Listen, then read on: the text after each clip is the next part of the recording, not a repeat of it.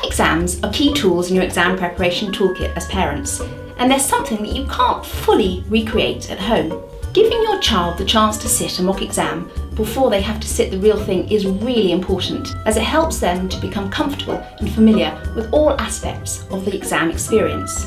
And for the majority, they will never have done anything like this before. So, what will sitting an EPP mock exam provide for your child? Firstly, they will be undertaking their papers independently. Now, more often than not, they will have been learning alongside you, their tutor, their teachers, and it's imperative that they learn they have to do this now on their own, that they can't ask for help in understanding a question, and that they must rely on their own knowledge and skills, so it builds exam resilience. Secondly, they will be undertaking their papers under timed conditions, so they need to learn to manage their own time, listen to time prompts from teachers and invigilators, and watch the clock for themselves. They need to know what questions to tackle first, and when to move on and not get bogged down. And finally, they need to get used to time pressure and still be able to focus and perform when that clock is ticking. All of this gets easier with experience. The more they do it, the easier it will become. Now, you can do lots of time practice at home, and this is super helpful, and this leads on to my third point. In a mock exam, they will be undertaking their papers alongside their peers, many of whom they won't know. On the plus side, this helps children to understand they're not alone and can add a helpful element of competitiveness. They can see others doing it and they want to do the best they can. However, being with others, even when working silently, can cause distractions. It is very easy to get your head turned and be curious about the person sitting next to you, but that is something that your child needs to learn not to do and to retain their focus at all times. Fourthly, they will learn how to behave in a formal exam environment and not to draw attention to themselves for the wrong reasons.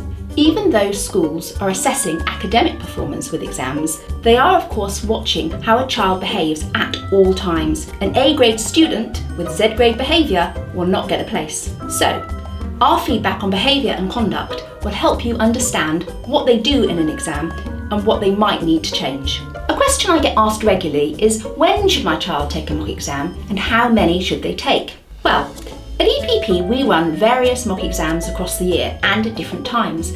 We run some well in advance of the real exams, so you can use these as a diagnostic check-in along the way to see how your child is performing and to prioritise what to work on. We don't expect children to necessarily be scoring highly on these early exams, and we will tell you what they should be aiming for at that stage so you know if they're on track or not.